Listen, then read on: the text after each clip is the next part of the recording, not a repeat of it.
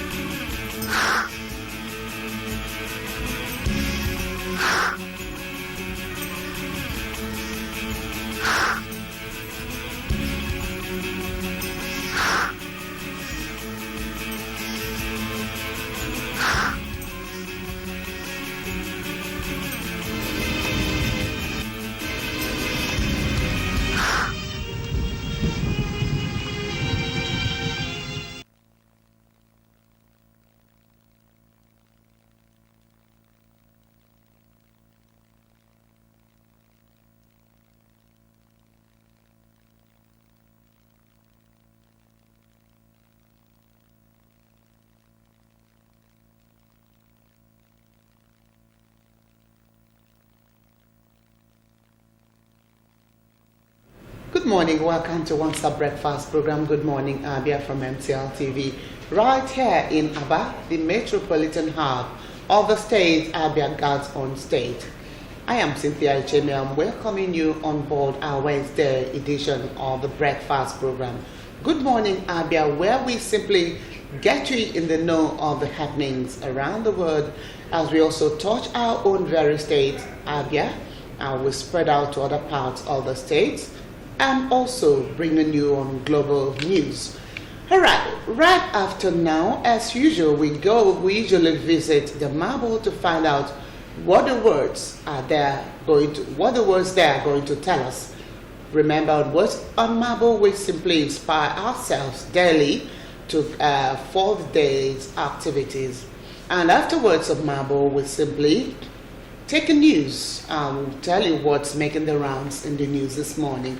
I hope you keep staying tuned and find out what the news will have for you this morning. After the news, we take a brief break and get back and begin our newspaper review, where we are going to be concluding our news bulletin this morning.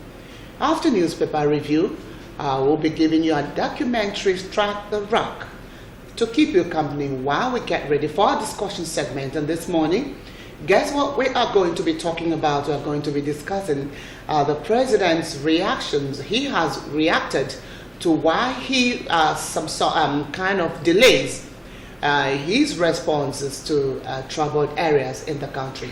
Please keep up with us and find out what the president said. All right, let's visit the Marble first of all.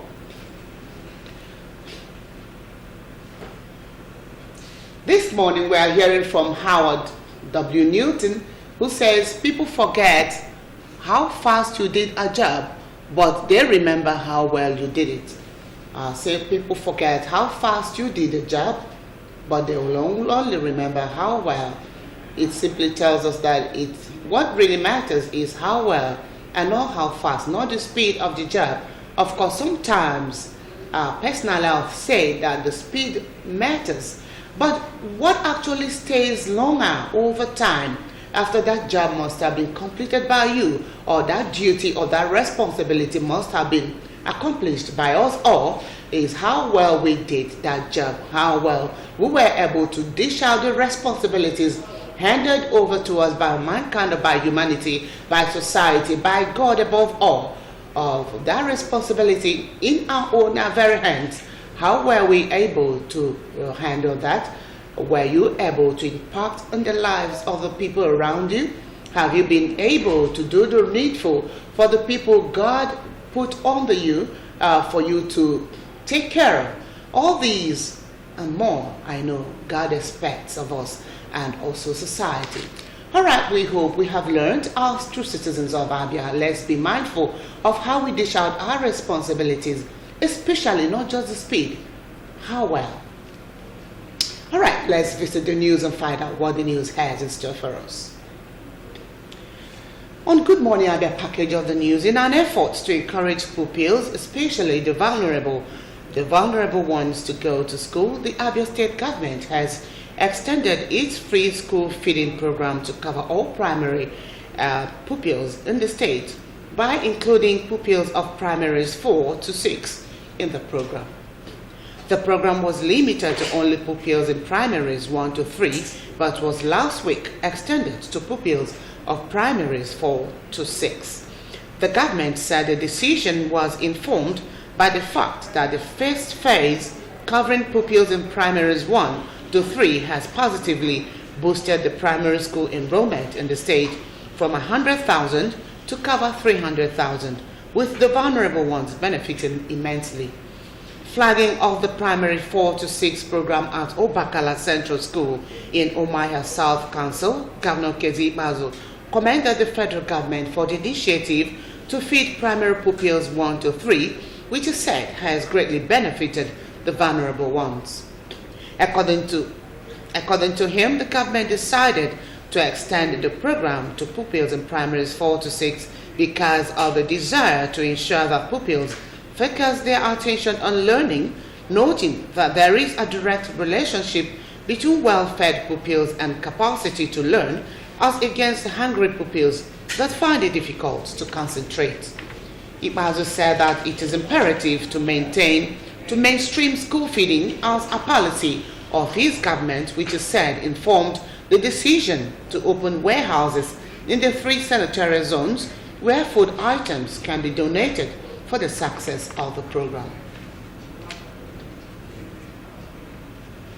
The National Assembly concluded work on the bill establishing the Nigeria Financial Intelligence Unit as an independent entity by endorsing the Conference Committee report of the Senate and the House of Representatives. At the House of Representatives, members in plenary simply adopted the recommendations of the report at a session presided over by the Deputy Speaker, Mr. Yusuf Lassoum. By that action and a similar adoption by the Senate, the NFIU bill stood passed. A clean copy of the bill will now be sent to President Muhammadu Buhari for his accent before March 11th. It is also the date the Egmont Group, the global body of financial intelligence units, will make a final pronouncement on the fate of Nigeria as a member of the body. Nigeria is currently on suspension from the group over the lack of autonomy for the NFIU. A threat of permanent expulsion from the Egmont Group is hanging over Nigeria if by March 11th the NFIU has not been granted full financial and operational autonomy. The most important component of the new bill is the separation of the NFIU from the Economic and Financial Crimes Commission, where it had existed and operated in the past 11 years. By the provisions of the EFCC Act, the anti-graft agency more or less performs the functions of the NFIU, and the latter does not enjoy autonomy. This provision was a bone of contention with the Egmont Group, as it said it did not allow the NFIU to operate as an independent entity. The group had advised Nigeria to separate the EFCC and the NFIU by giving each other their clear mandate. It also advised that the NFIU could be domiciled in any government agency of choice, including the EFCC, so long as it operated as an independent entity. The new law passed by the National Assembly on Tuesday resolved the issue by deleting the extant Section 2 sub C of the EFCC Act and establishing the NFIU as an independent entity.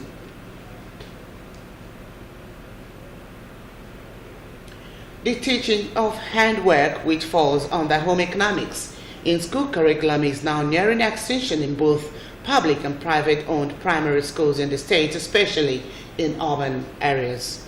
In this report, MCLTV News takes a look on the negative impact of the declined rate of handwork and crafts in the school system in this era of creativity and technological wealth. The report. Arts, crafts, and designs are meant to expose school children to a range of intellectual and practical skills. It also plays a crucial role at the entrance of science, technology, engineering, and mathematics. However, despite the important role it plays at the formative age of school children, investigation reveals that this subject that exposes the learners to think imaginatively and creatively, as well as developing confidence in other subjects, is gradually fading away in schools. Speaking to MCA News on the decline, some school heads say that apart from urbanization and affluence, they noted that handcraft, which is now under creative and cultural arts, is facing a series of challenges as parents exhibit lack of care and poor attitude in encouraging their children to engage in handwork. This time around, we don't have handwork. What we have is cultural and creative arts, where the children will construct things like cup, human beings, lizard. Handwork is no longer existing as it's supposed to be because of the type of environment we found ourselves, mostly in the township. They can buy brooms from the stores, already made brooms, and use it as their own handwork. Some parents, they do not allow their children to do all these things by themselves. Instead, they do the ready-made ones. So who is to blame? Are we going to blame the government or the parents? Or It's the parents. The importance of teaching of arts and design cannot be overemphasized as it promotes children's creativity and imaginative abilities. They taught me how to produce broom. Where? In my village. They have not taught me how to make broom.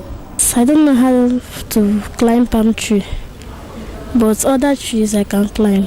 When you go to the bush, you bring it out from the wood. When you bring it out home, then you use knife and bring it out and peel it and use rubber and tie it. Refuting the allegation that parents are one of the contributory factors to the decline of handwork in schools, some parents have this to say. Area of Broome, we're an urban city. To me, I write it off. But on other areas, like molding of graphic art, I support that. So I got my main woman allow see agawaga butewe aiza. So we be ohiade side de boga gabuta aiza. Na si anyi zutawa ihe nda ha na-eji akpa bead like all the private schools ha na-akpacha bead, ha na-akpa necklace, ụmụ ihe nda. Ha si anyi zutawa ihe nda ka ha nwee ike na akụziri ha ihe nda ha ga-azụta. Because aiza ha na-eweta aiza, mụ na azụta aiza na ahịa nye ụmụ m ha bịakwọ, ha na-akwụkwa tissue and soap, ha na-azụtacha ihe nda na ahịa ha bịakwọ. Can I allow my child to go far because of broom? How much is broom? 50 naira, 100 naira, you get broom. Others who spoke off camera advised that government's focus on science, technology, engineering, and mathematics should also be given to arts as much as we need the artists who understand the property of material and the affordance of new technology. Chinyere Chibu, MCA News. Self-help defines one's effort and resources to achieve things without relying on others. Against this backdrop, MCL News takes a look at a reduction in the role of government and an increasing reliance on self-help among Ndibo. The report. The Igbo of Southeast Nigeria and other parts of Nigeria where they are found remain one of Nigeria's major and most enterprising ethnic group, accounting for about 18% of Nigeria's estimated 170 million people. Of particular interest is the fascinating and enterprising nature of the self-help spirit of the Igbo, which has become embedded in the culture and tradition of the people. Self-help has become both an ideology and a mantra amongst Ndibo, referred to as Ibambo. Self-help and recognition is vividly captured in the Igbo slogan, Onyahala Wanne. If a man has something that he's doing, he brings his children into it and teach them that craft, and also his brothers. And in that case, you find out that the Igbo man thrives so much on the servant-master relationship. Igbo man started going to places and looking for what is lacking in those places and started filling in the gap. The average Igbo man helps himself.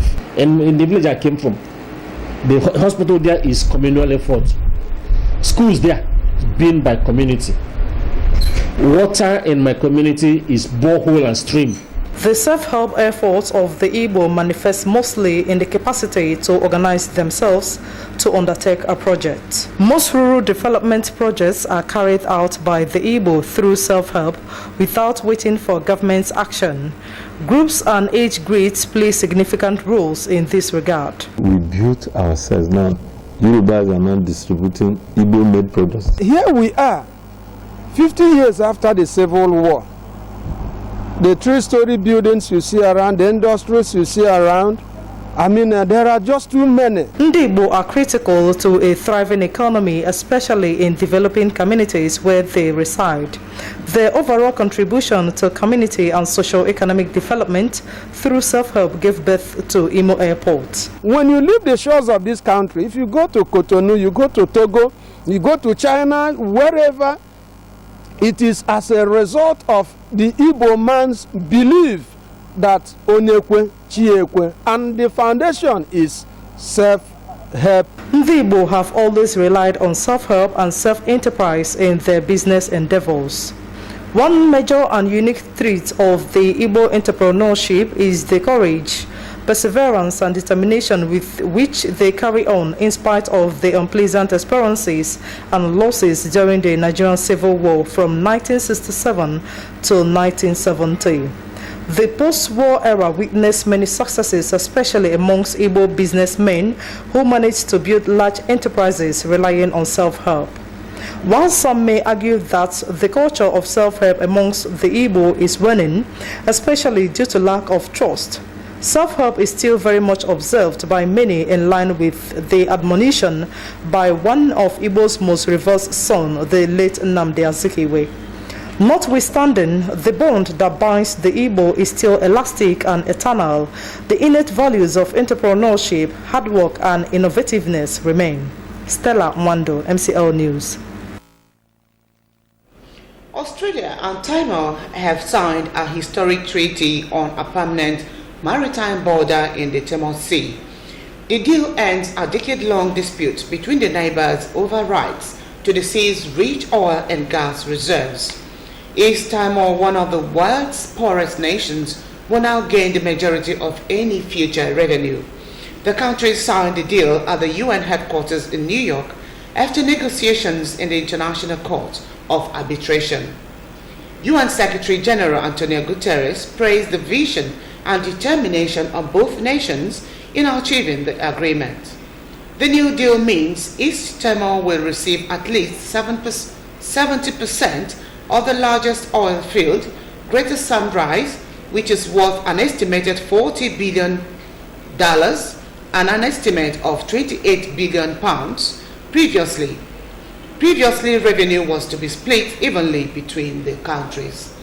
Australia will lose its jurisdiction in oil fields currently shared by both nations. All right, that's a Good Morning Abia package of the news. And we'll take a break, and when we get back, we'll be concluding our news bulletin on the program by taking a look at the newspaper's review. Do stay tuned.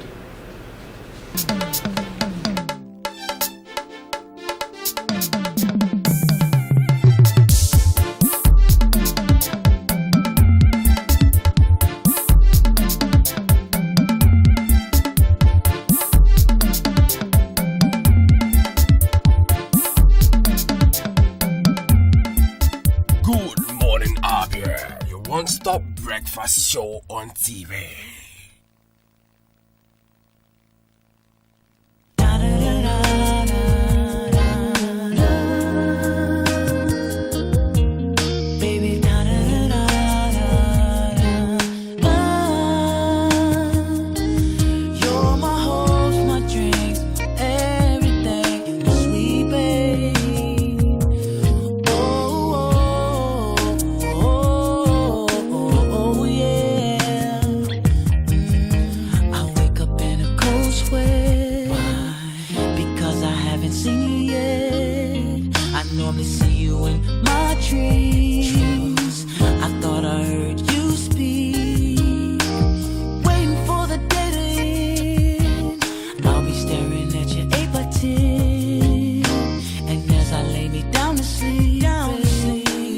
Starts over again, yeah.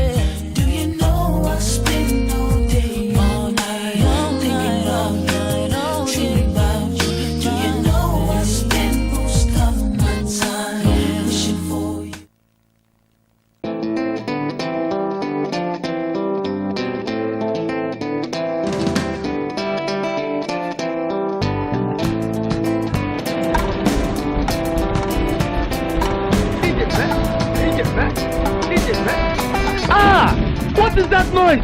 It is a quake.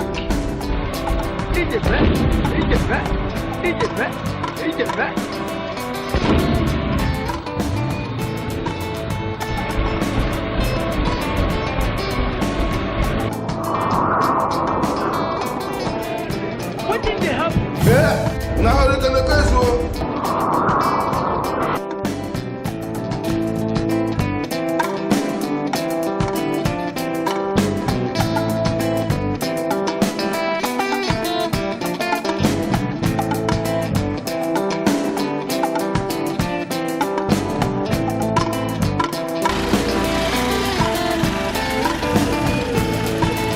Okay, so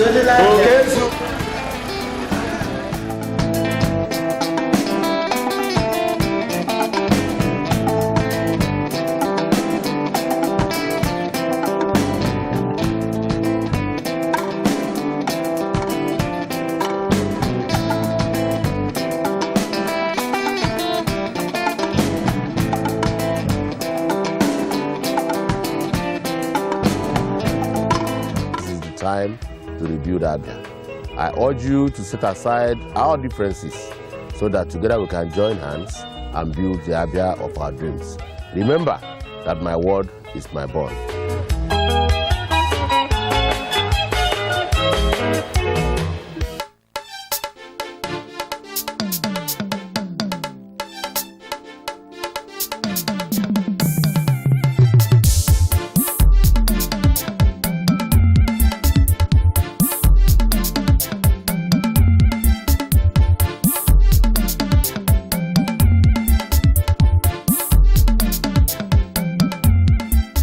Good morning, Abia, your one-stop breakfast show on TV.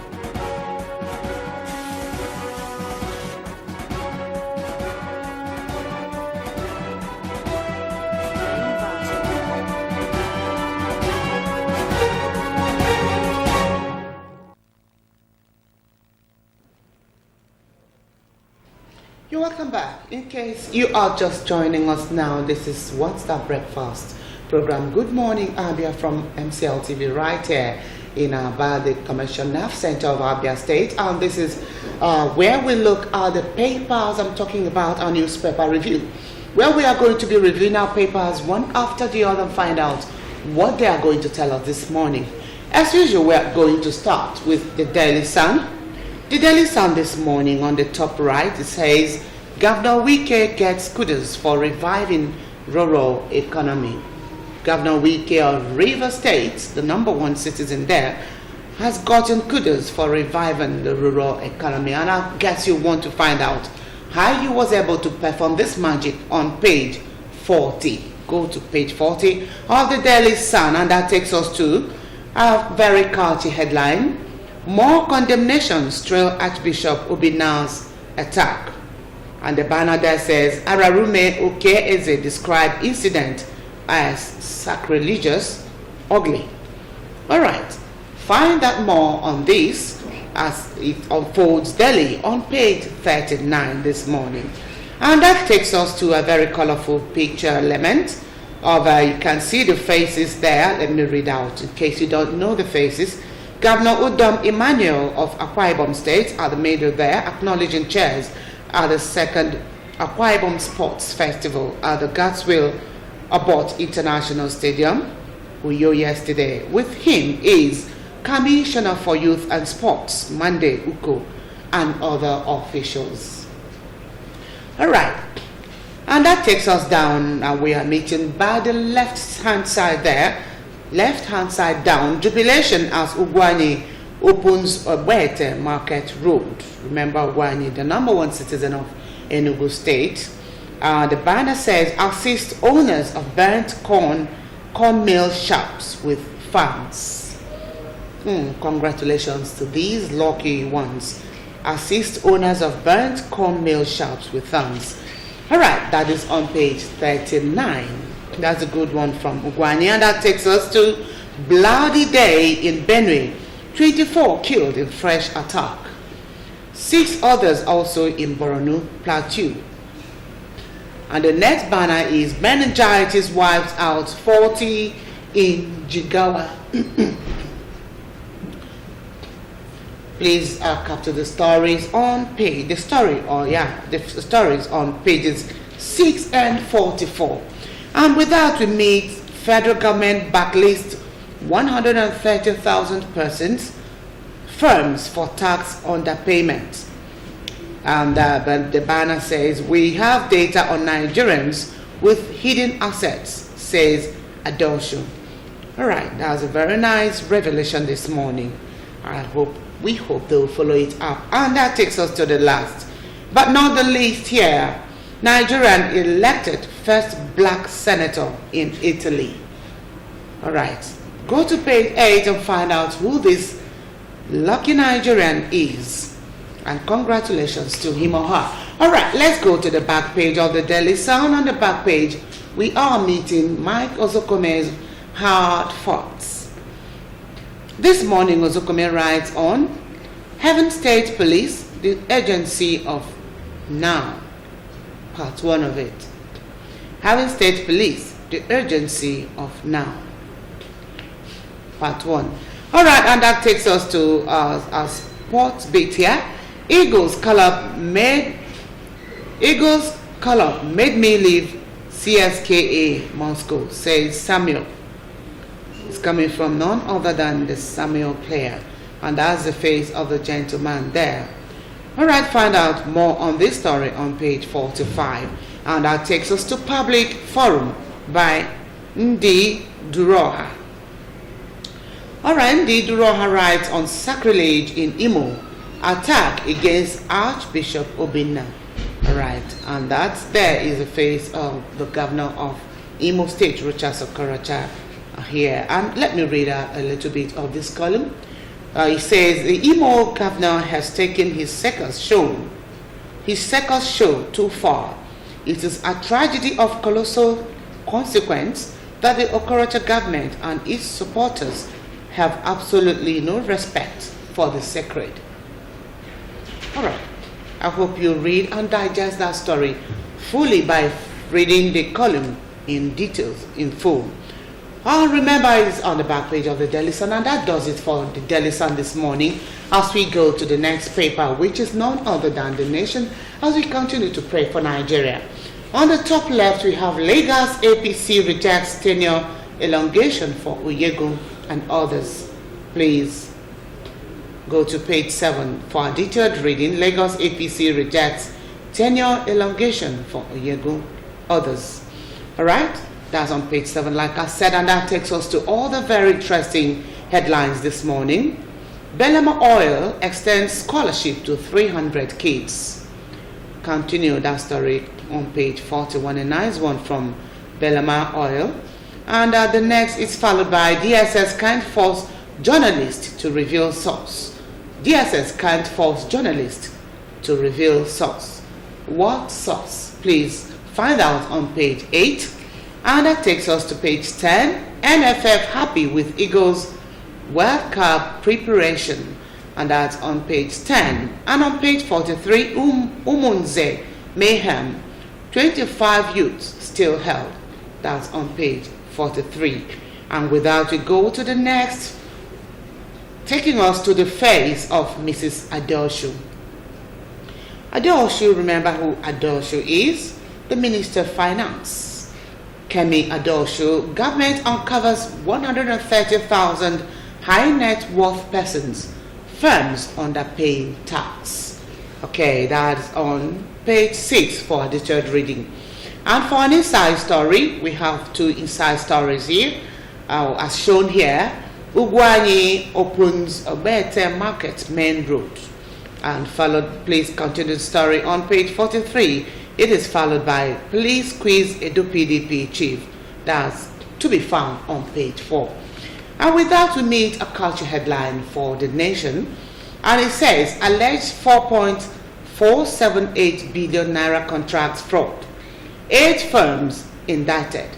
And the banner here says, UBEC writes EFCC over failed 104 Unity Colleges Science Kits deals.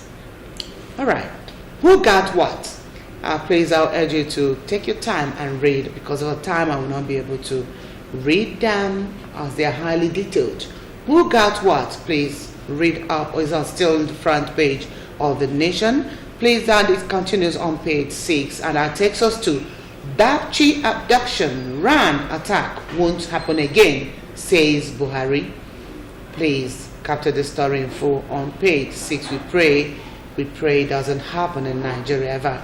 All right, and that takes us to this other colorful picture, and that is on Akwa Ibom State Governor Udom Emmanuel acknowledging cheers from the crowd at the second Akwa Ibom Sports Festival at the Castle Abort International Stadium, Uyo.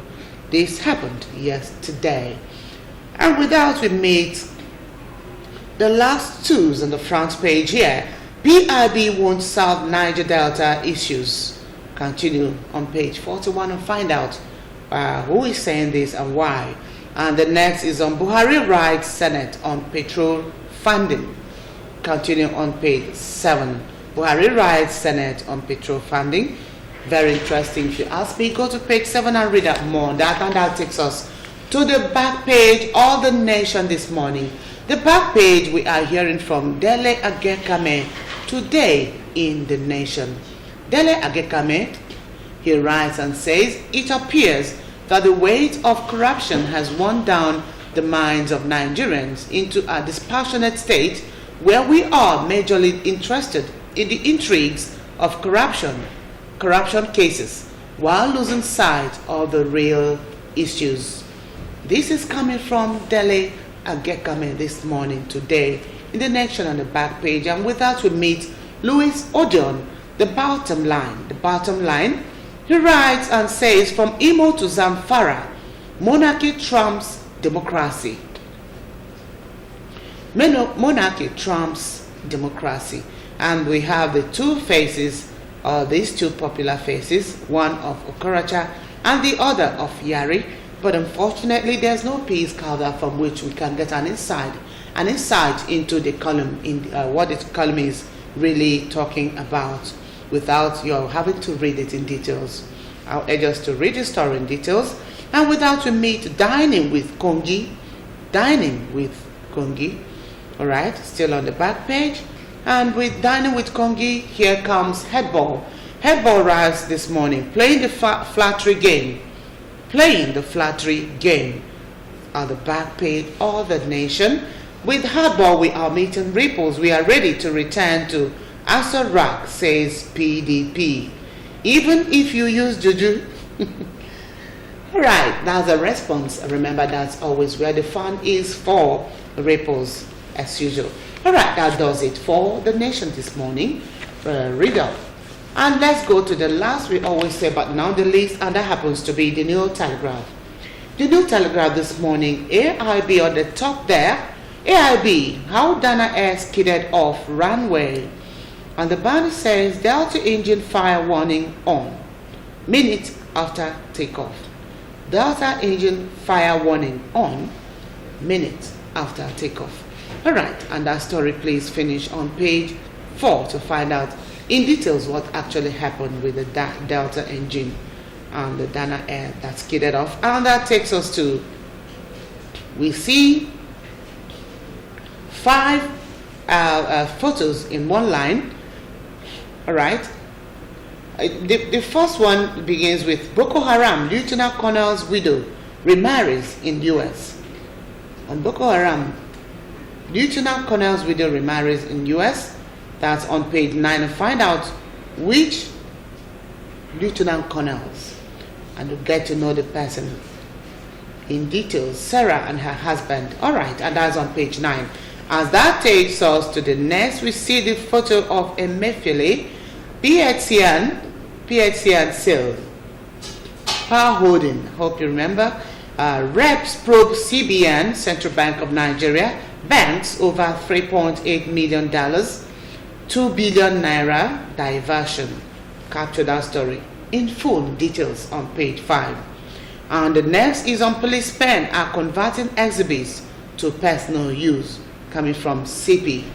And that story, please find out what actually happened on page 9, the story. And that's the photo of Eagle. All right, and that takes us to the next. Federal government molds special court to prosecute tax defaulters. Of course, that's the face of Kemi Adosho there, the finance minister. All right, and that takes us to a culture headline. The culture headline says, herdsmen kill 25 farmers, students in Benue Plateau. And the banners here say, header, 15 cows killed. Autumn others culprits arrest. Victims for mass burial Friday. 4 die in Borno attack. These and more you capture on page 8 and know what the details are all about. And with that, we meet another interesting photo, and that is on Akwa Ibom State Governor Mr. Odom Emmanuel receiving the festival torch from the Commissioner for Youth and Sports, Samande Uko, to kickstart the second Akwa Ibom Youth Sports Festival at Gatswill Akpabio International Stadium in Uyo, and this took place yesterday.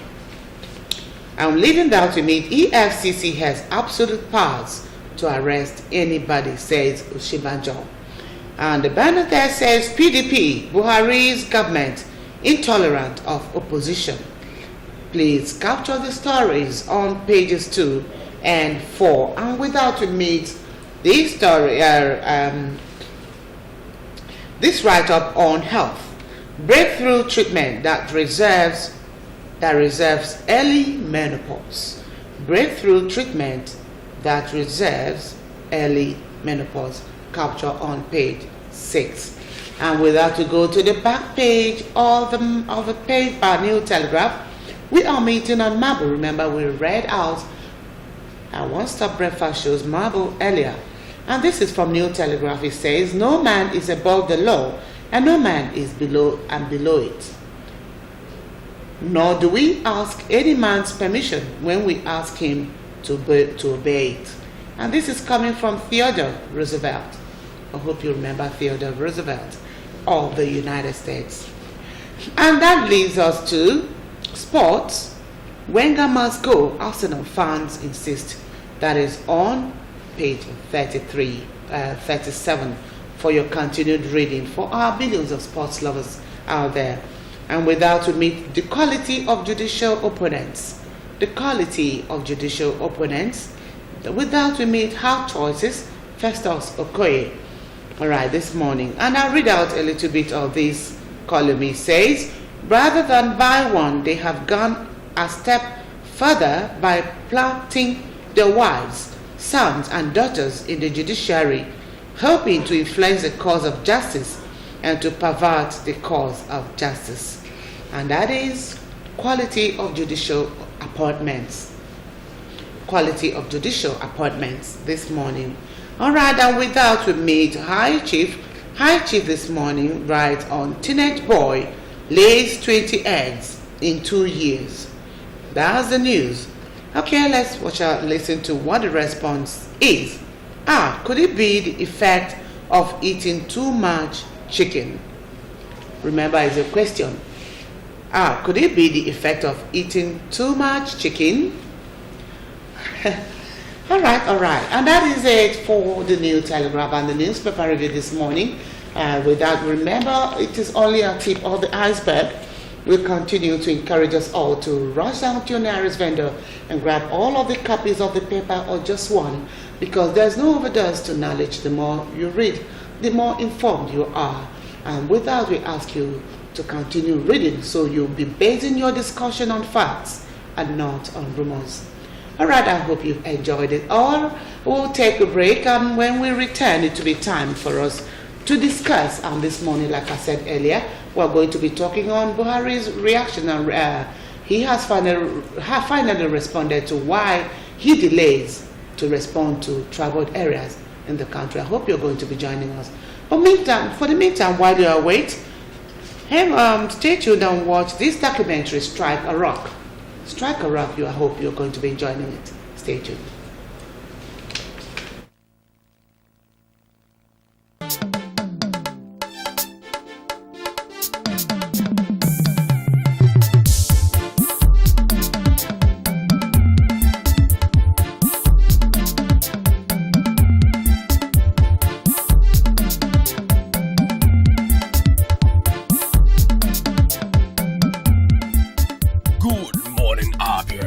One-stop breakfast show on TV.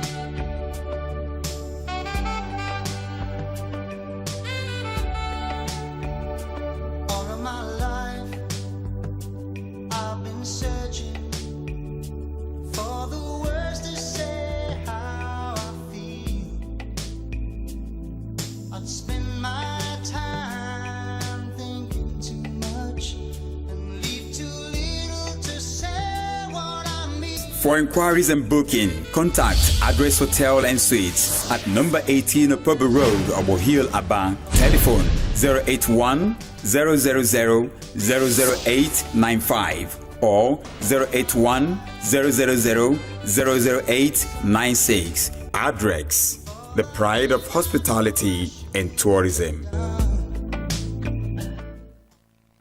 Have you heard of Prescal World and Heaven Options Limited? Prescal is a home of the direct image right here in Abia. Why go to Lagos or Port Harcourt for your direct image jobs? Come to Prescal World and Heaven's Options, located at number 145 Azikiwe Road, Abia, for perfect cover page, journals, magazines, brochures, and flyers. We also offer printing services in digital flex and billboard, window graphics, posters, stickers, heat transfers, ID cards, complimentary cards, monogram, and car branding. Heaven Options offer you entertainment services like event management, ambulance services with well-dignified undertakers. We can also boast of 3 months ordinary program in computer training, 6 months certificate in computer training, and 1 year advanced certificate in computer training. Why not visit Prescal and experience that quality jobs? For inquiries, call 080-3322-6115, 070-4024-7196, 070-8469-8165.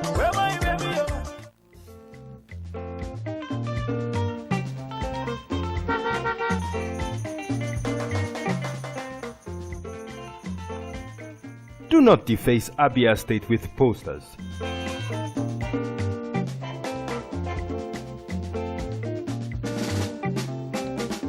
Do not defecate on our streets. Do not litter Abia State.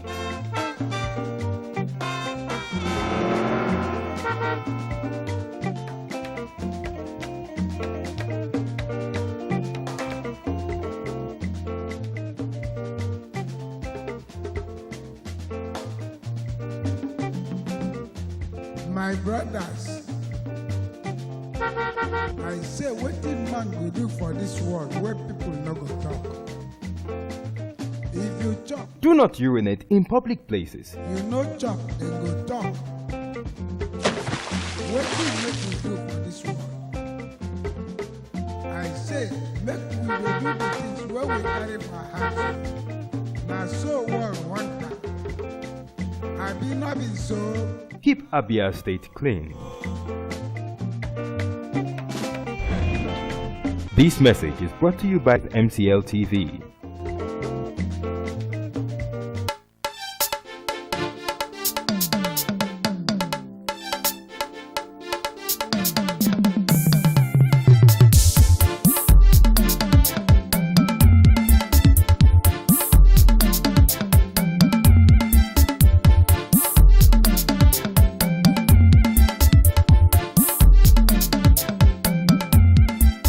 Good morning, Abia. Your one-stop breakfast show on TV.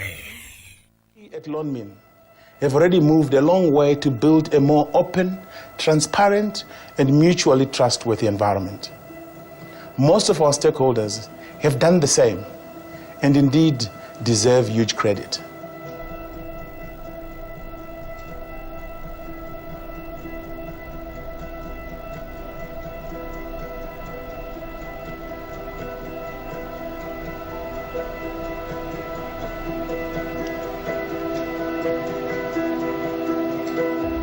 With our stakeholders, with our investors, with government, that mining companies come up with strategies to ensure we can benefit from the boom when it finally comes. As Lonmin, we are trying to work hard to make sure there are great opportunities that we have to enhance today to make sure we have a better tomorrow. Thank you very much.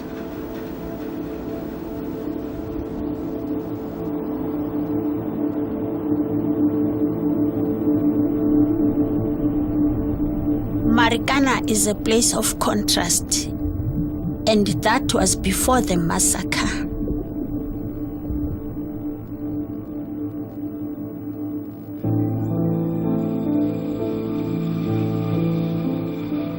Lonmin is only about 200 meters away from my home, the informal Shek settlement in Kaning.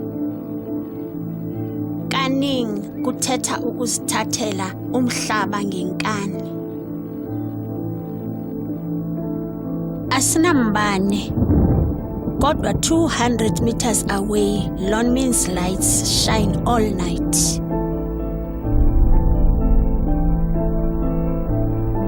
The land of milk and honey is just one of dust and iron.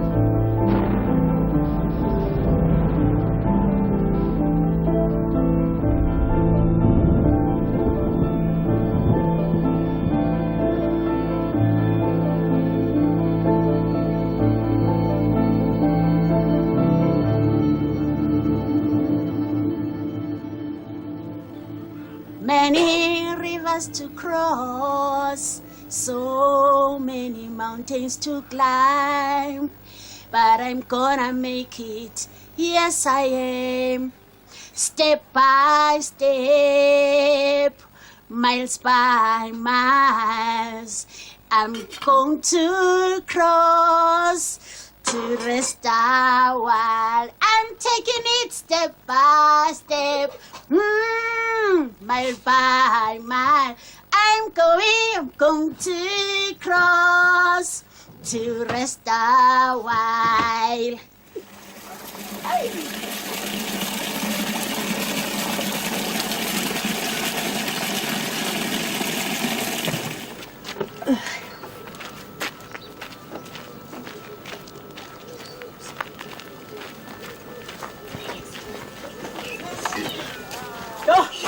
Alinzima.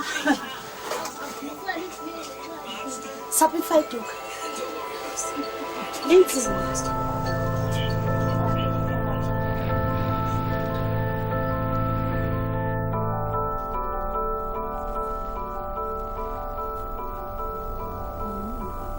Makhulu Tim lo apha kusesikolweni sam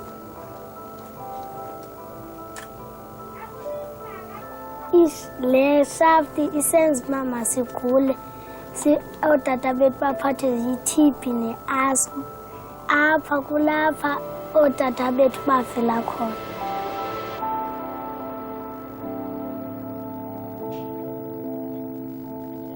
On the 16th of August 2012, our men went on strike from rock drilling underground at Lonmin Platinum Mine to fight for a living wage of 12,500. Ke i-management yezimine endaweni yoba kuze yena kweza amapolisa.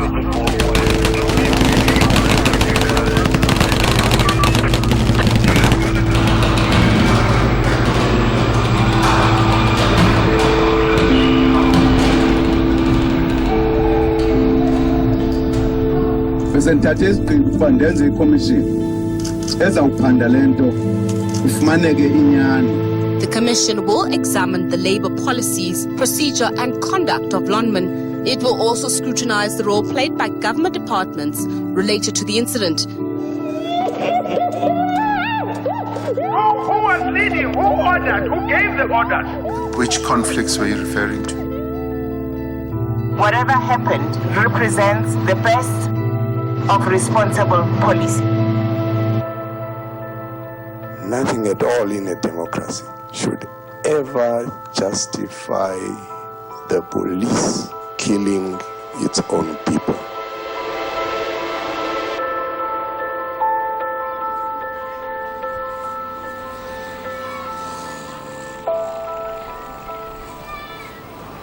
Tonight, people have died. How do you feel about that? Because there's violence from the mine workers, there's violence from the police.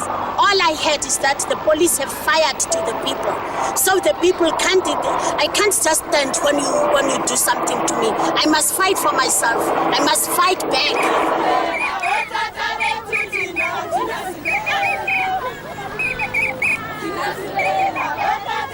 My name is Primrose Sonti. Can you spell Sonti? S-O-N-T-I. Thank you. Primrose, can you tell me how long have you stayed here in Marikana at Lonmin? Woo! I'm sure it's over 17 years, if I'm not mistaken. It's a long, long time. What do you think is going to happen now to make a change here? You know what we need? We need government now. We need the government now to solve this problem.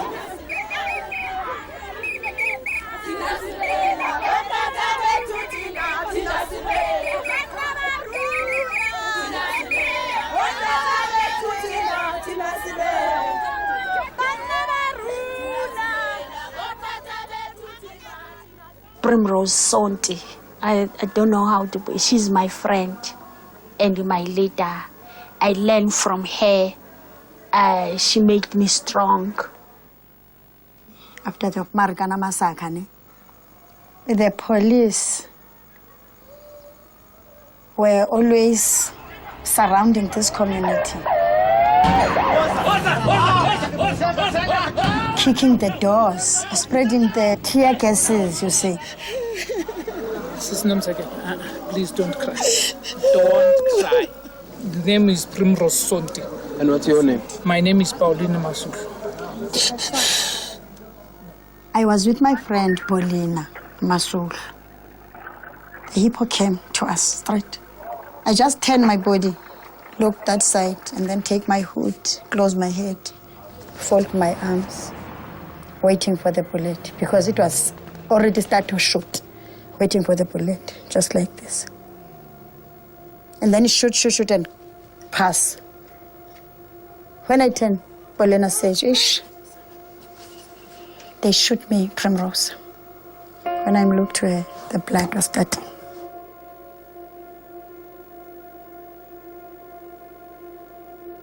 Primrose was heartbroken. She cried a lot when she heard that Paulina had died.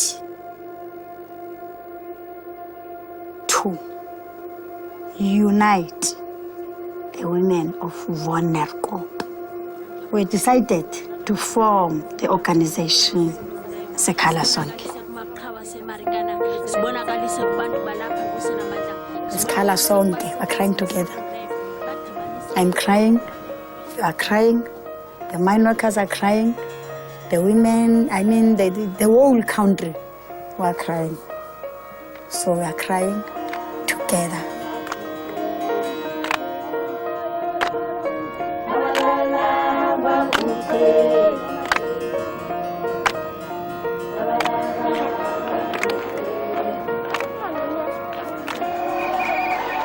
Taking advantage of Human Rights Day, the women of Marikana added their support to their loved ones' demands for a decent living wage. The women were denied access to march on Lonman's offices.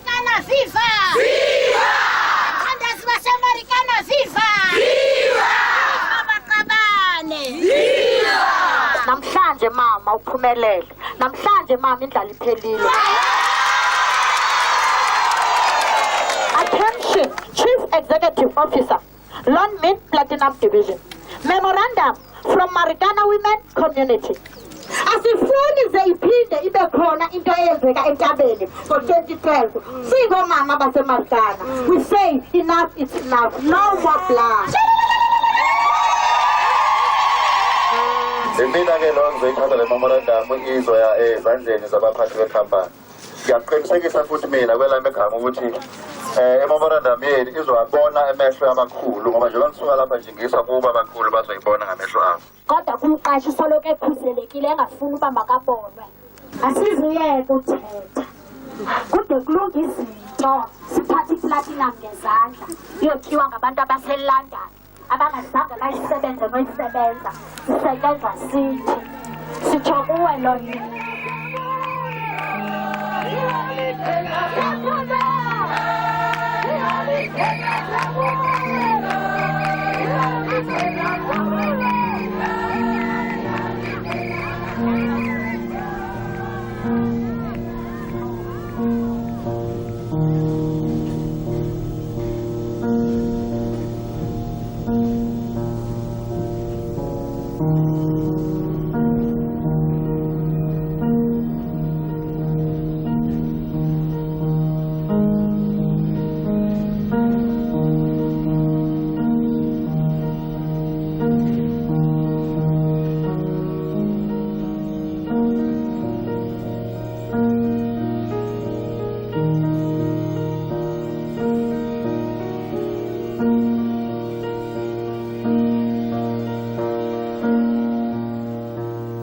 Lonmin's SLP stated it would build 5,500 houses. But by 2012, only 3 show houses had been built. If they have broken the law, why has the government allowed them to get away with it?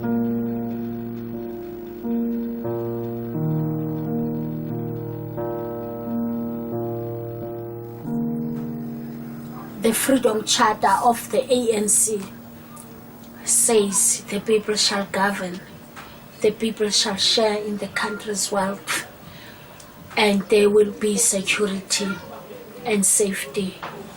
But all those things are not happening in our society.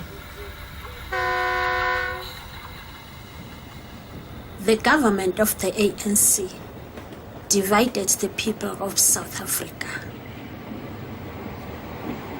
At that time, there was no political party called the Economic Freedom Fighters. There was only the ANC.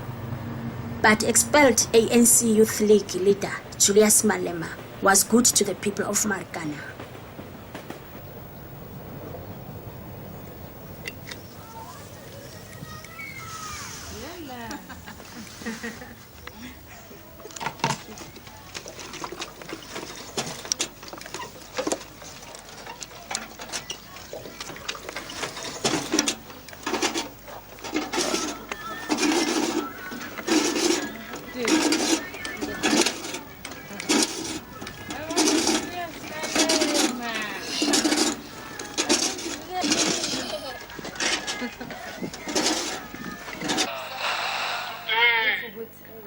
A pregnant African woman is giving birth to a child.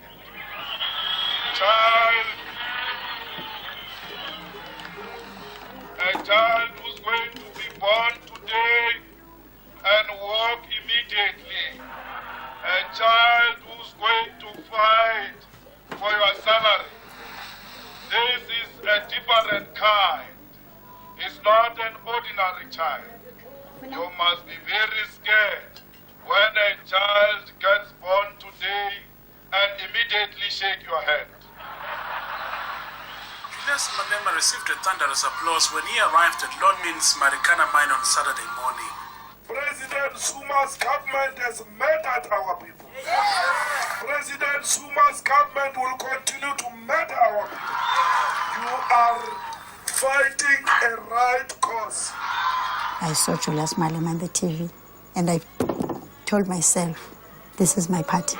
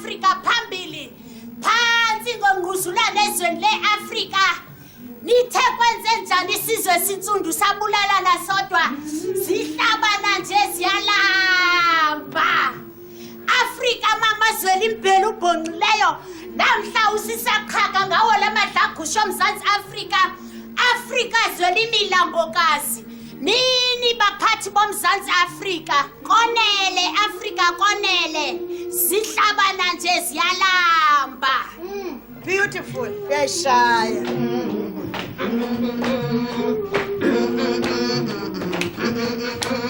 Sisakhala ke thina apha eVundi. Sisakhala kakhulu. Andoyiki bani ngoba safelwa ngabantwana bethu, ngabantakwethu, ngamadoda wethu.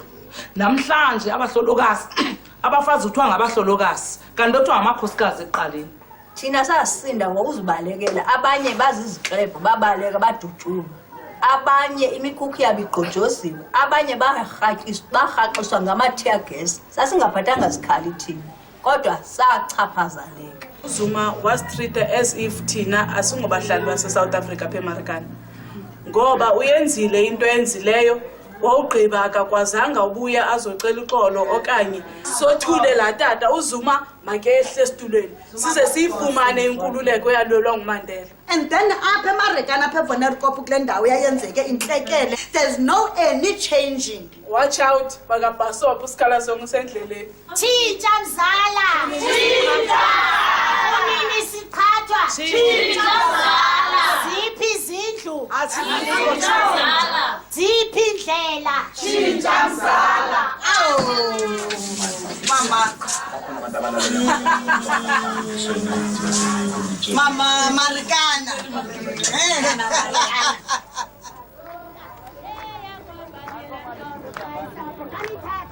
I've started to organize, I've started to mobilize, I've started to recruit.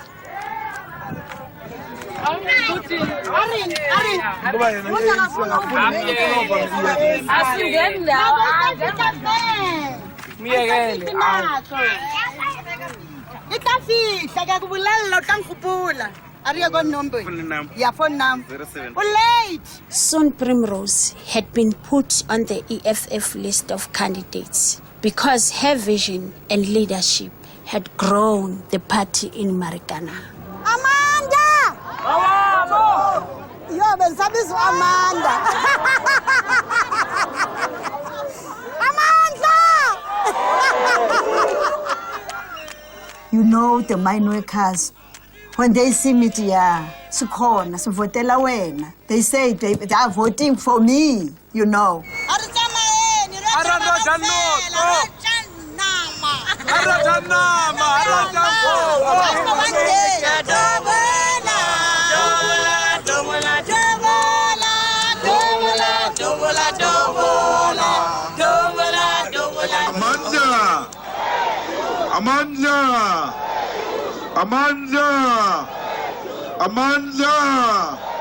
Amanda! Fellow fighters, the community of Marikana, we are proud of you because she has won her what? Ma Primrose, Usantibe na Commander-in-Chief. That's leadership. Malema chose me to be one of his candidates to go there to the parliament. Primrose, she will provoke them. She will speak of Marikana. Maybe even the president will be provoked by Primrose Sonti.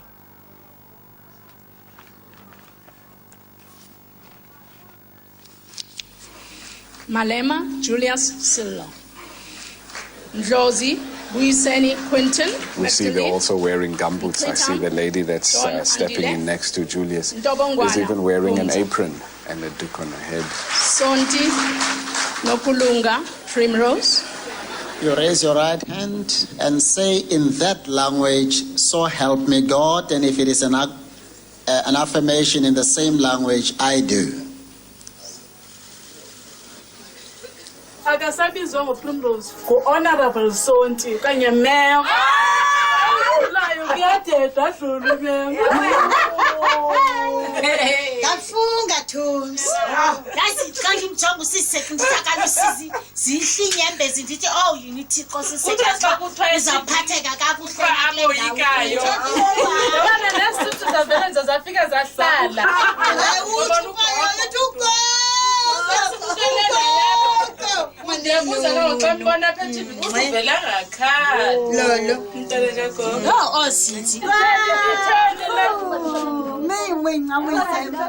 Sandi ngokuthila upha mara sizomkhupha kusikhala sonke. Usengo wethu ngoba usikhala sonke simfome naye kodwa kusalayo ngumama. Losikhala sonke mna eyami injongo endiyihalela ebafundini. Kokubana losikhala sonke aphilise ivona kodwa. Asoze apha emhlabeni ube 100% izinto ezininzi manje nazi izengane niqine nibe strong futhi nizilwele makusetyenzwe kubheke phambili and emnintshe kakhulu umsebenzi esazowenza ha re le mmogo re phela ka mokgwa o wa bana ba motho re bana ba motho bebe ba ra tumela ba re bomme ba man ba ira so se sepile ani ba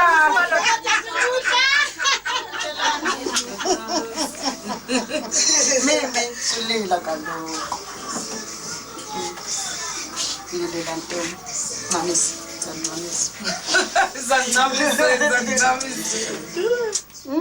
sizawuthwaxa into ophumleyo ndim ngoku sozokulanda bendilila but bendinyamezela bendilila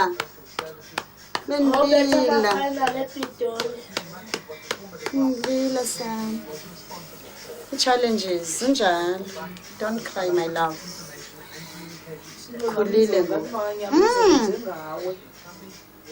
zakunika ama-tips yeba and umbutho wethu awuzophela bendiphinda ndikhuthaze kwanguye uthumeka sendirivesa ndiva kunzima nam nditsho futhi bendihlala ndithi nam ndingumntu ndinegazi ndiyaphila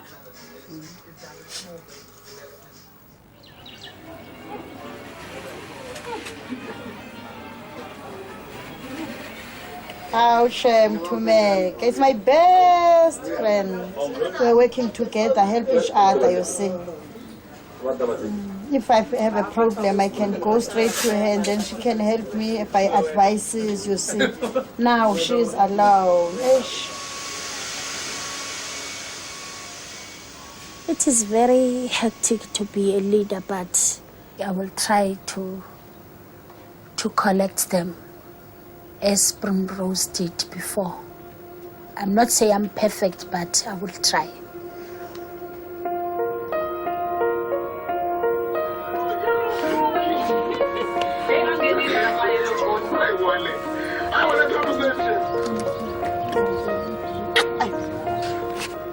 I don't want to forget them, and even them, I don't want them to forget me.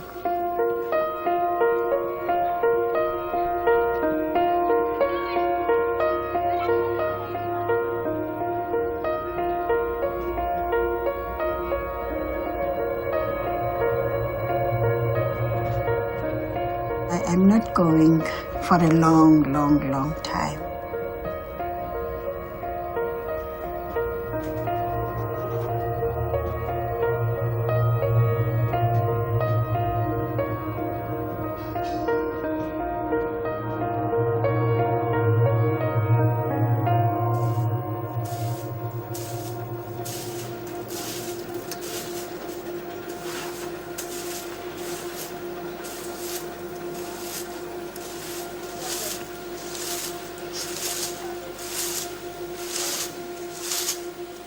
sibahle. Abonqoba isihlangu.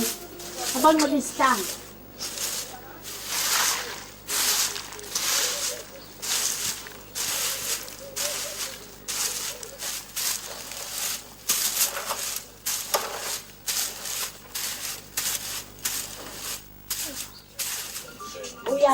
Ngoku ukhulele nto isentloko ingathi ungumakhulu wasemaplasini.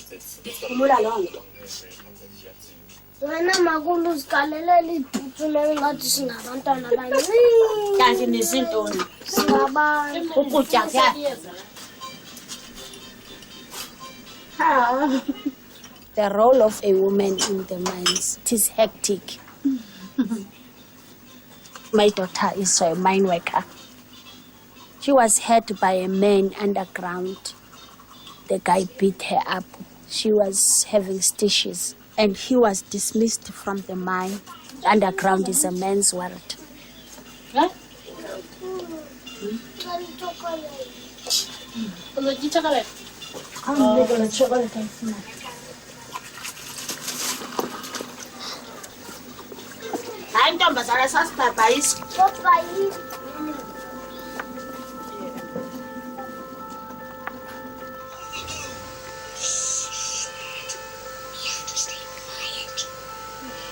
Ndiyakukhumbula Mama Primrose.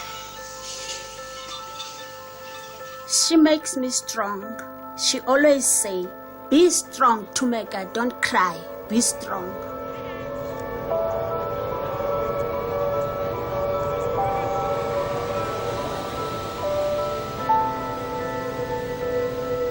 Hello Primrose, uphi? As my birthday yam namhlanje. Wena ndothukile ndilibele. Bubu busy kaloku uyayazi uba ndibhizi njani. Ndilibele. Ndifolisa abantu for ukutya apha. Hayi kaloku nam andifoli line ndibhizi kaloku ngabantu. Hayi suthi sapha iyapha uthathe irest.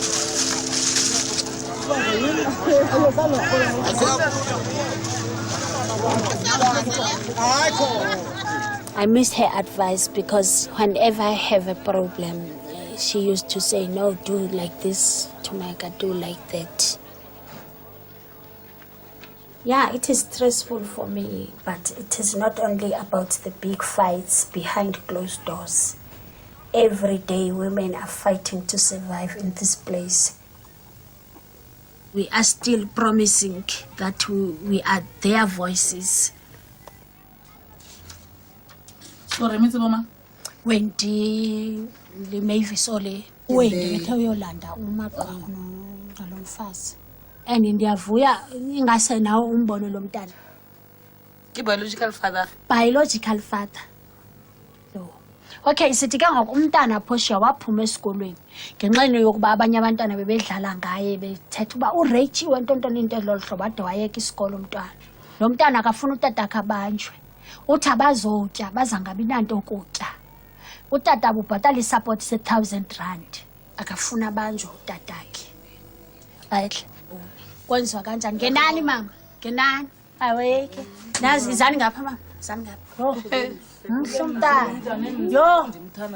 Unobubele ke ungubani? Unobubele ukufa lo mntana. My ngwanaki, so was utla Setswana. Wa uitsi mmereko wa bo papa ke eng? Ke eng? Go sapata bana. Ke go sapata bana fela. Wa tlhokomele maybe. A ba rata ke. Mara yanong papa o senguti kana ene wetsa. Wa abuse bana. O ba abuse bana. Ai kose. It's okay. It's okay. Na le rona ne. Ke ska ba tshaba sip. A gona motho tlo go etsang next out. O batla re go thusa. O batla re go thusa kae? Tsetso nje sisi. Nna ke batla tsa mafa ke batla go tlhole ke nnafa. A batla go tlhola nnafa. Okay. Sifuna kuphele lento yomntana manje sithi xa utata ngabanjwa asinakutya endlini. Asinakutya. Sawulala ngendlala. I want to kill that thing completely. Ya gore wena o tlo sokola. This is love. Lebella this room. Etla se ka batho botle. ba ileng gore they love you, want to protect you. Wa understand? And gore re stop ke ge re go tshwara ka letsogo or re tshwarana ka matsogo, this thing re killer completely. We can. Usisiphoshiya lamazwi awathetha abaluleke kakhulu. Kukho umnyusisi uba ngayithetha uyawuzambulala. Wakhula lo mntana wamdala engayithethi lento imfihlo yakhe yedwa. Yahlala imtya. Athi ofumana isoka elifuna umtshato uyayoyika indoda. Imvise obuhlungu so ukhule nala ngqondo yokuthi umuntu oyindoda sisilwanyana. Ibile ga o sa tsama proper counseling. O victim on everything. Ntwe ngolong e we diragalang wa tshaba. Wa understand? This thing at some point it must end. We can't have a situation whereby people feel the powers they must come but go itirela de go batlang bone ka teng ka rona. Bana ba rona ha ba ntse yana re le batsadi, we must protect them because the life is so full of the monster. This is war. We cannot let it go. We have to fight it. And the time starts now. It must start with us. Yeah.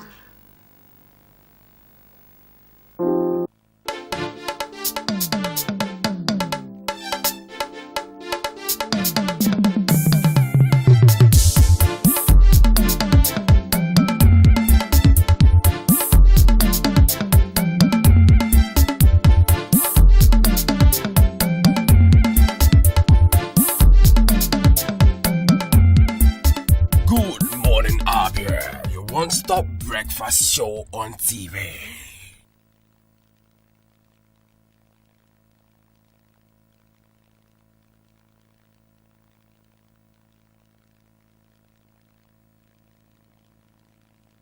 Welcome back. In case you are just joining us, this is One Stop Breakfast program. Good morning.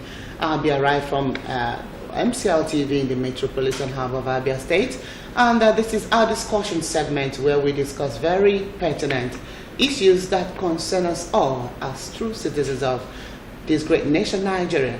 And that is why this morning we'll be touching on yet another very trendy topic since the president has come up to make his own reactions to people's allegations and accusations against him, saying that he is quite insensitive to the sufferings and pains of Nigerians, especially when it has to do with attacks, Boko Haram and Headers attacks on communities where many have been maimed and many have been injured and many thousands killed. All right, and that is what we'll be looking at this morning. With you out there, you'll soon be joining us on this topic to tell us what you think about the topic. Do you really think that the president is insensitive to the sufferings of Nigerians being the #1 citizen? Do you think, all right, let me just hold it down till the appointed time. Here I have with me in the studio a legal practitioner turned clerk, would I say that, in the person of Barrister Chidi Azubike. Sir, good morning. Thank you for coming on One Stop Breakfast program. Thank you, moderator. Good morning, Abia. All right. Let me just read out a background to this, although I've already said that. President Muhammadu Buhari has said that he does not rush to visit violence-hit states because he prefers to monitor developments first. Buhari stated this while speaking in Jalingo, the Taraba state capital, during his visit to assess the situation. No fewer than 200 people are believed to have been killed in communal disputes and Headers-Farmers clashes in the state.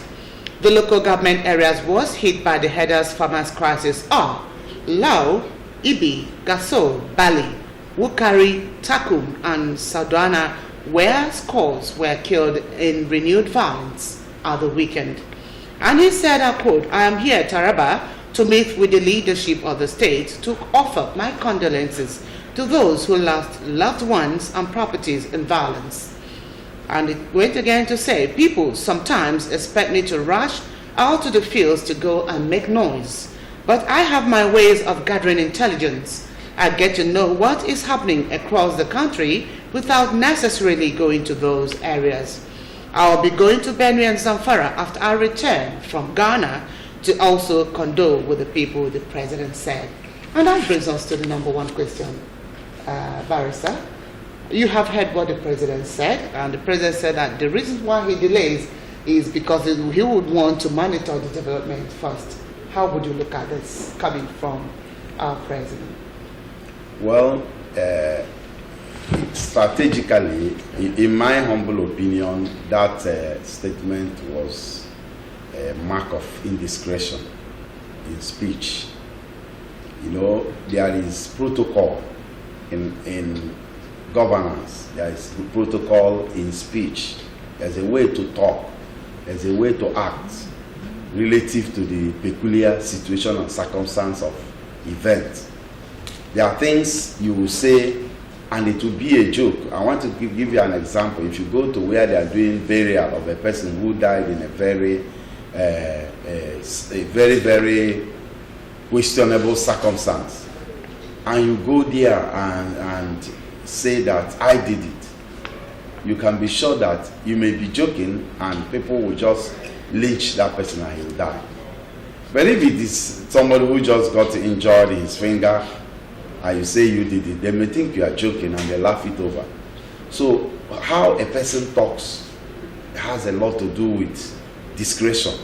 So in my opinion, that speech was marks of indiscretion on the part of the president, with the greatest respect. All right, because of the situation of things. And the sensitivity of the... Yeah. All right, so you said it's mark of indiscretion, but I know many Nigerians have come to say that the president directly is not to blame for this, but that who should be blamed should be the speech writers who allowed them to really make that kind of speech. How would you look at that? No, if any educated person, when speech writers write, normally you should have a few minutes to review it before you go to read it. That is the essence of, even they have to contact you and be sure that what they write represents what the thoughts in your mind. So everybody must take responsibility for what he says, whether it's written by somebody else. So as far as I'm concerned, at that time when people were mourning, when events continue to mount and situations are continue to exasperate, I don't think that a father figure like the president of a nation can come there and regard it as using such language as going away to dance. This is not how to speak as a father. There ought to be a more calming words, a more soothing utterance that will calm the nerves of the people and see that sense of empathy, that sympathy that is expected of a leader or a president, even a father figure in a nation like Nigeria, in this very, very difficult time when, apart from the killings, the economy is not at its best. Check around you. Do you have electricity? Do you have water? So many things bring to bear on the citizenry. And the best we can get, at least, the least we expected from our leader, is at least speak soft word. I remember in Bible days when the Jeroboams of this world came out and spoke wrongly to the nation of Israel. Everybody shouted to your tent, O Israel, just by speech. He had not even done anything. So words are not to be taken lightly. It is by speech that wars are declared. Somebody says something and the next thing is war. Biafra war, it was a speech. Today we still talk about, Ahira declaration. These are things that were spoken and people make it as reference point. So I think that the president should take responsibility for what he said, not the speechwriters, and he ought not to make such comment at that sensitive and volatile situation that involve death and mass death of the critical mass, not just death of one or two prominent citizens, but common people who have right to life, which is the first fundamental right of any citizen, right to live. And when that right is infringed upon by cutting off that life, suddenly we expect sympathy, empathy, and fatherly words coming out from any leader, no matter the level.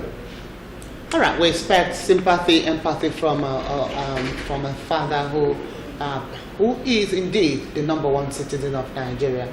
And that is why at this point I want you to tell us, so many people have said, so I don't know your opinion about this, some have said that it is not just the visitation that Nigerians are after. Buhari having to visit the troubled areas, that Nigerians are looking forward to his putting a final stop to the killings in the Northeast? Certainly, that is very, the visit would have at least calmed the nerves of people first. Then the permanent solution will now have to follow suit. In fact, even before the event happened, we ought to have nipped it in the bud. With all the amount of money that is being spent on security, I would just wonder why we are still facing this kind of situation of adoption of school girls in the face of, I hope you know that our president, the #1 citizen, is a retired military general.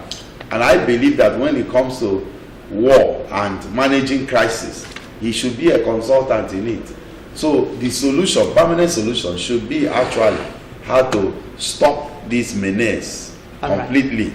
But at least we should do that which we can afford. That way, it doesn't take anything to say sorry. It doesn't take much to empathize. It doesn't take much to visit. It won't prevent you from monitoring situation from a distance. But that, in Africa, we value such things. That's why if you want to go and wed in the overseas, 3, 4, 5 people go to do marriage. People die, 10 people come and bury, and the burial ends that day. But in Africa here, you see 1 week long program. People keep coming. But we love that camaraderie. We love that family, that social, bonding. All right, I'm sorry. It's in our nature as Africans. Oh, thank you very much, sir. Calls are already coming in. You can go ahead and give us a call and for you to be a part of this discussion. With that, let's take this #1 caller. We lost many already. Hello, good morning. Good morning. Good morning. This is Amos Friday. Who is calling? You said? I said Mr. Amos. All right, Sir Amos, thank you for calling in into the program, please. What's your take on the topic? Please, I'm not calling for the program you're doing now. I won't have I will have an issue with. All right, I'm sorry. I'm dearly sorry for cutting that off because this is, if you're going to be calling us, call us based on the topic for the program and not for any other issue right here now. All right, go ahead, sir. So the reaction, his response is too late, in greatest respect. That is why if most Nigerians are deprecating that action, many people are saying that was not what, and not only that he came apologizing for not reacting at the right time, he came to justify his failure to react at the appropriate time.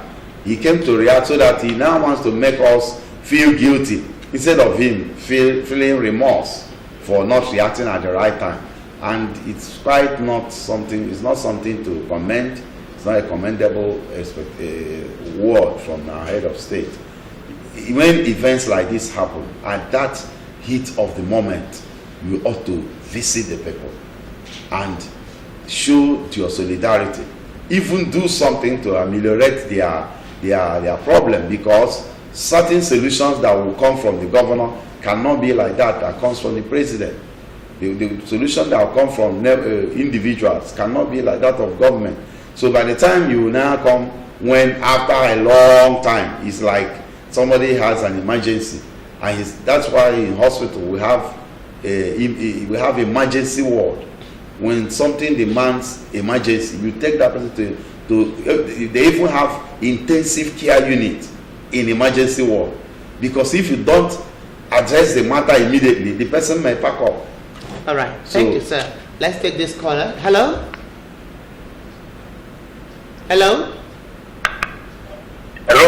Hello, good morning. Please, your name and where you're calling from.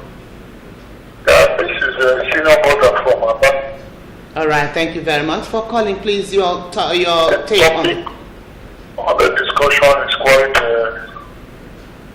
someone that cannot be taken for granted.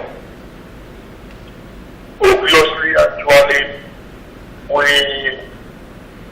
the approach of our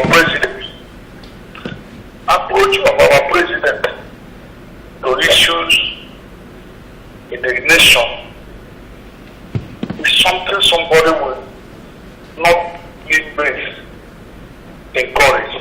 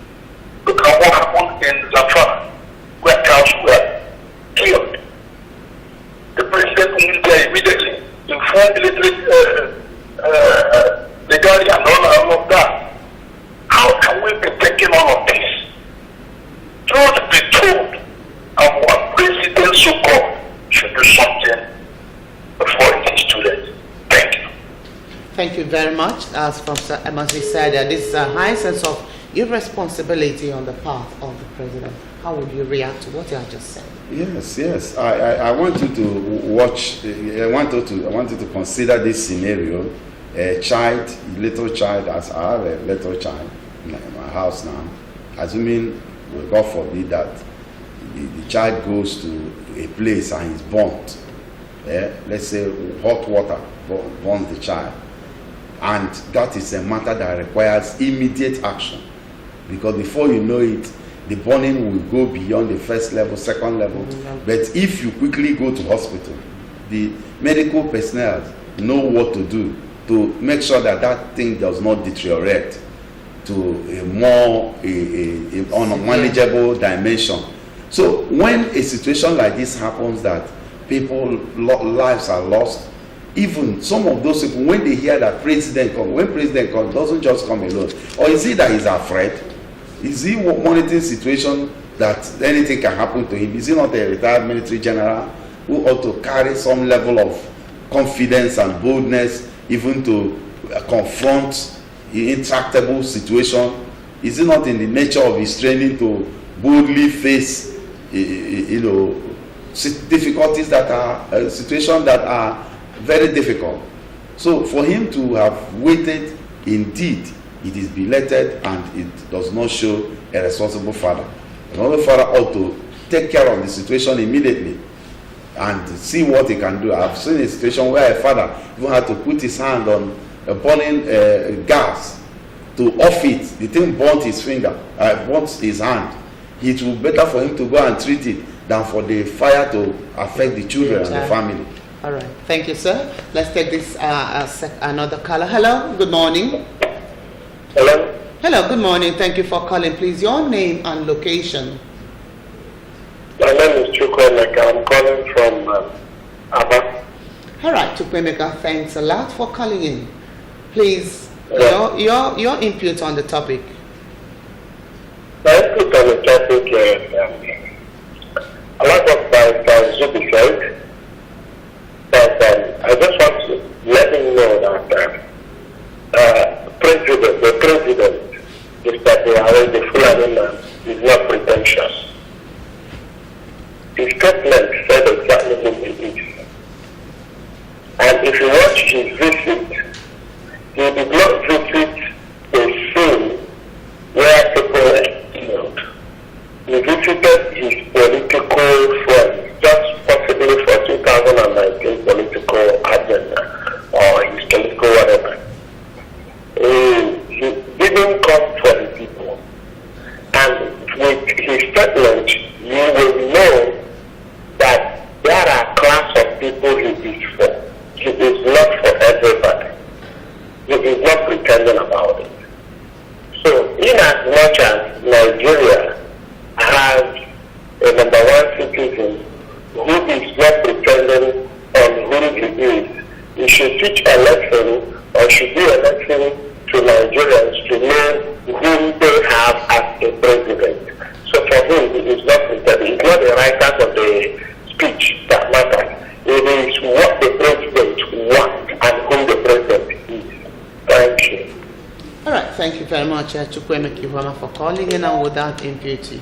He said our president doesn't pretend, that he's not pretentious, that his words reflect the good that he is. In all honesty, I commend him for telling us what is in his heart. Some people will pretend. It's good he has said what is in his heart without pretending. But what we are saying is that manner, that character, that manner of speech is reprehensible, is deprecable. It's not something anybody should encourage in a place where a leader holds social contract with the people led. You are bound to the interests of the people should be uppermost in your mind at all times if you are a leader, as ought to be. So if people are dying and the death toll is increasing on a daily, it's not just that it's one event, and you are telling us that you are monitoring the situation and you have to wait for a decade before you can come to respond. It is not something, assuming, well, he is a nature, in all honesty. He is a spirit. It's not just in this event. We know how long it took for ministers to be appointed here. We knew how long it took for board members to be appointed. So many things in the policy of this present administration in federal government has always been belated. It always come when a situation had gone worse. And you know, we are living in a world where everybody is running on a fast lane. We are living in a world where the internet system, the computer system makes everything fast. Banking is with speed. Transportation is with speed. So when you come to administration and you don't follow the trend of events, it's like you are flowing against the current, and nobody enjoys it. Assuming you go to a bank now and they bring passbook for you and you have to fill your form, it's retrogressive. If you enter into any office and you don't, and it's a office called office, you don't see any PC, any personal computer, you don't see any laptop, then of course you should know that that person is not progressive. So we ought to move with speed. That style of dragging your feet and walking at snail speed is not something that is in tandem with the present trend of events, both in leadership, in governance, in administration, in everything. Everything is moving fast. So when you have to wait, it means that you are coming from the antiquated and stone age. We are not in stone age again. So it's not something we should encourage in any level of governance, that we only come because we are monitoring situation when things have gotten worse. So what remedy can he really bring at this stage? I don't think that it's like medicine after death. All right, with the escalations of killings going on here and there in the country, even with the latest in Benue where 28 or so were killed, many have asked, do we really think that the current administration is capable of putting a stop to the killings and also going ahead to protect lives and property of the entirety of Nigerians, and also that it appears that the sovereignty of the country is at stake? Do you really think that? I totally agree. I totally agree that it seems that the situation is too overwhelming. It is too enormous for this administration to grapple with. Not only in terms of, the first step in everything you want to do is ability to appreciate events with some level of intelligence. When that intelligent approach is not there, when the leader has not demonstrated there's a certain minimum level of knowledge, experience, education that you must possess to be able to face monumental or macro challenges. If you want to rule a small council or small local government or even a ward, the challenge to your intellectual capacity is not the same as when you want to be a state governor, when you want to be president. So I think that with greatest respect, I may be taken as being harsh, but the intellectual capacity that is required to face this situation, it seems to be lacking in this administration. And how many months do we have for it to end? All the hula balloons, all of the big expectations that we are raised have been dashed. So I don't think that they have capacity, because if they have capacity, why is it that the adoption of school girls are still going on when the old one have not been recovered? And today you see very divergent reports. This one will say something else, another person will say something else. There is a lot of confusion. Let's face it, most of what we have on ground today was not originated by this administration. EFCC was not originated by them. All the security apparatus that you see today, we are not. Which one have they really started that we can say they started? Even to maintain the one that is there, that's already existing. So I want to agree and underline that point, that the situation is too overwhelming for them to grapple with. They have demonstrated that he cannot put a paid to the situation. He cannot solve the problem. Okay, when you say they, I know you are making a general statement of the current administration. Yes. But I want us to hit the nail on the head. How would you look at the strength of the Nigerian army? Because when people talk about this kind of thing, those who are supposed to be at the forefront fighting, trying to guard against this, trying to fight or battle with these headsmen, are supposed to be the Nigerian military. But they've not been able to start this. What does that really say of the Nigerian army currently? In all honesty, Nigeria has one of the best military formation in Africa. This is axiomatic. I'm not saying it because I'm a Nigerian. By all rod of measuring, all the indices of measuring, capacity of a military formation, whether it is Navy in the sea, or whether it is Air Force in the air, or whether it is foot soldiers, Nigeria has the capacity. But you see, having equipment, facilities, is not the same thing as harnessing it and putting it to use. You can have the best of ingredients for soup until you cook a bad soup.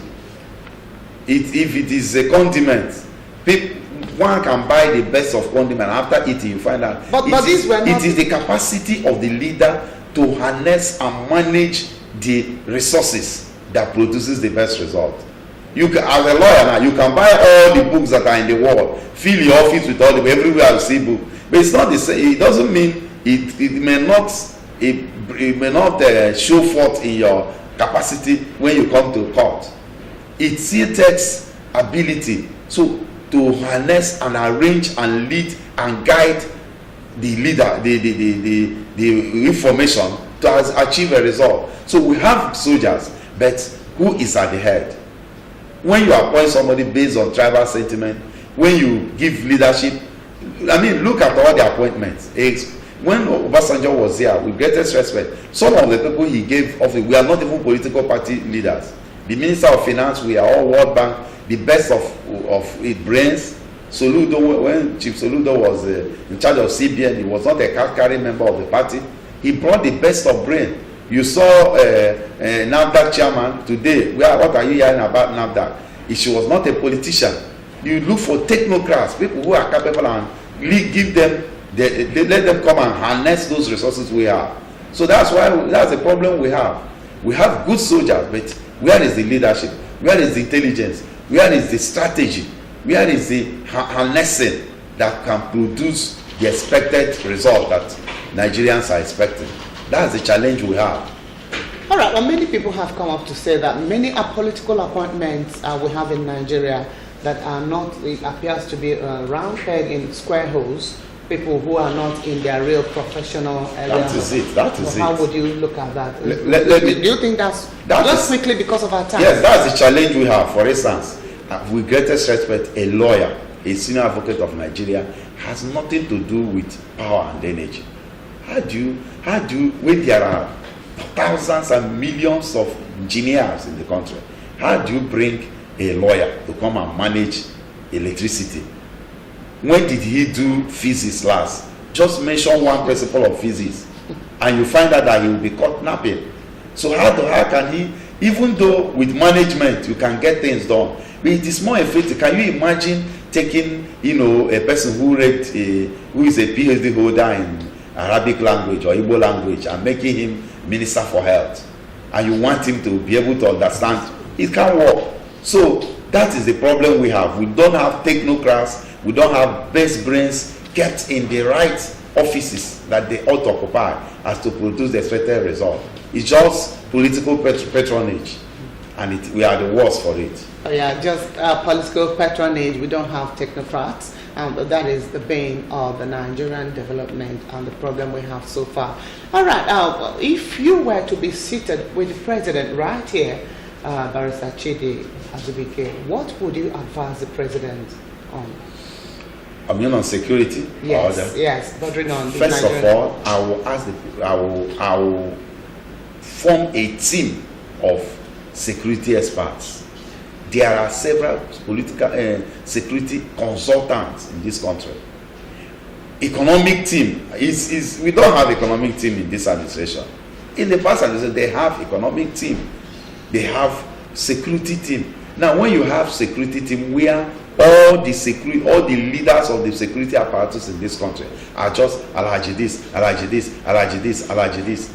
That is why. So I would advise him to forget issue of tribe or religion or color, and put together the best brains we have. Some of them are even overseas, so that they can manage the situation. Even if you cannot, at least you can delegate it and results will come.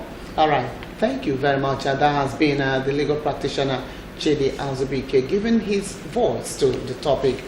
Buhari's responding to why he doesn't come up immediately or visit the troubled areas as quickly as Nigerians expected of him. And that is the much we can take on this discussion this morning on One Star Breakfast program. Good morning, Abia. Of course, more interesting topic comes tomorrow. All right, with that, we'll take a break, and when we get back to the time for Juna Oji to tell us what's making the rounds in the world of sports, where there are no dull moments. To stay tuned.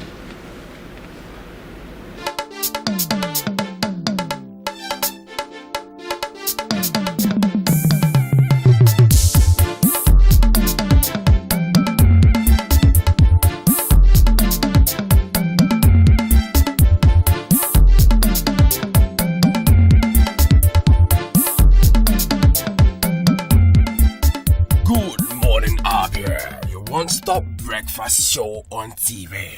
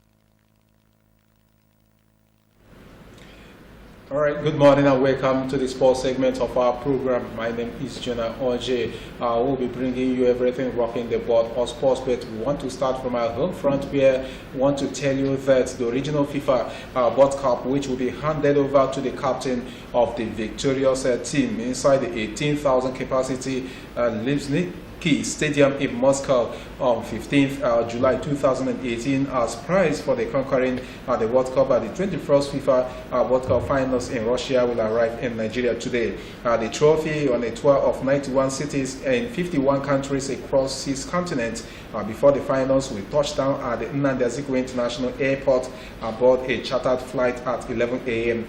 this morning. Officials have said that the Minister of Youth and Sports, Solomon Dalong, the Permanent Secretary, Lushade Adeshola, President of the Nigeria Football Federation, Melvin Pinnick, NFF Vice President Sheyi Akinwumi and Shehu Diko, and NFF General Secretary Mohammed Sanusi will have the first view of the trophy on the aircraft before it leaves the airport. According to organizers of the trophy tour, from the airport, the trophy, accompanied by several top officials of Coca-Cola's global office and Coca-Cola Nigeria Limited, including Coca-Cola Nigeria Managing Director Humdera Suri and Managing Director of Nigeria Bottling Company Georgios Plomikos, will make its way to the Transcorp Hilton Hotel for a press conference. The iconic prize of world football will then be on its way to the Asarok Presidential Villa, where President Muhammadu Buhari will have a feel of the trophy and deliver a welcome remark. And Vice President Yemi Oshibajo, Dalong, and other members of the Federal Executive Council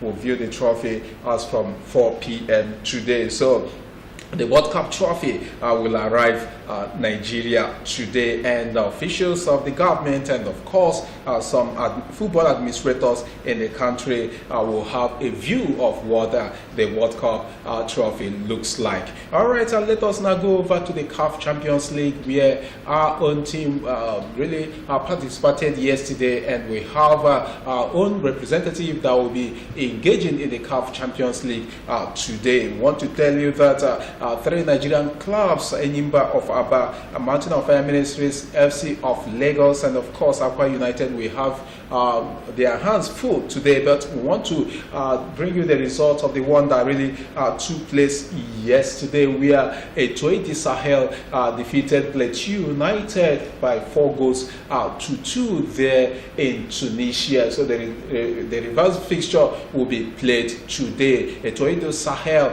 really was up 4-0 before Plateau United had to rally back to score those 2 consolation goals to keep their hopes of moving to the next round alive. If they will actually beat Etoile Sahel for like 2-0 here in Nigeria, well, they will qualify for the next round of the CAF Champions League. All right, let us now bring you a couple of fixtures that will be coming your way today in the CAF Champions League. Mountain of Fire Ministries FC will file out against MC Ojas. That will take place there in Ikorodu. And in the Confederations Cup fixtures, Enegi will file out against Enyimba. Enyimba of Abia will have to file out against Enegi. Enegi is from Benin Republic. And in another match, El Ittihad will trade tackles with Aqua United. This time it will not happen in Libya because of the crisis there in that North African country. It will take place in Tunisia. That is where El Ittihad is prosecuting their matches this season. So we pray that our representatives, both in the CAF Champions League and CAF Confederations Cup, will be able to bring to do Nigerians proud as they participate in various continental competitions. All right, let us now enter a flight, and port of call right now is the UEFA Champions League that really took place yesterday. And in one of the fixtures, it was Real Madrid that really laughed last as they defeated PSG. They really prosecuted last night's match without their talisman Neymar Jr. So they lost 1-2 to Beijing Real Madrid in that particular encounter, which means that PSG is out of this season's UEFA Champions League, and that will also mean that the coach of PSG, Unai Emery, that his post is now shaky, as maybe the owner may seek to acquire the services of another coach, and it's been touted that they may be acquiring the services of Arsene Wenger, whose seat there at Emirates Stadium is also shaky. The fans are calling for him to be sacked. And in another game that really took place yesterday, also Liverpool played out a barren draw with FC Porto there at Anfield. It will continue today at Etihad. Manchester City will welcome their visitors Basel from Switzerland. We're in Tottenham at White Hart Lane, to be specific. Tottenham Hotspur will host their Italian counterpart, that is Juventus. So you watch out for those matches by 8:45 p.m. today. You have every right to cheer close to victory, but like we'll always say, do not come close to engaging yourselves in violence. All right, we'll come your way tomorrow to bring you up to date about everything that is rocking the world of sports. But for now, I hand you over to Cynthia Jimmy. Thank you very much, Jonah. Do not come close to having yourself engaged in violence. Of course, football is nothing but entertainment, enjoyment galore, if I must say. And without we crown this morning's one-star breakfast program on MCL TV, we promise tomorrow promises more interesting topic and other packages on this platform. I ask you to join us. But right after now is Unasalachi Abia, the Igbo program. From me, Cynthia Chema, ask you to have a lovely day ahead. Bye-bye.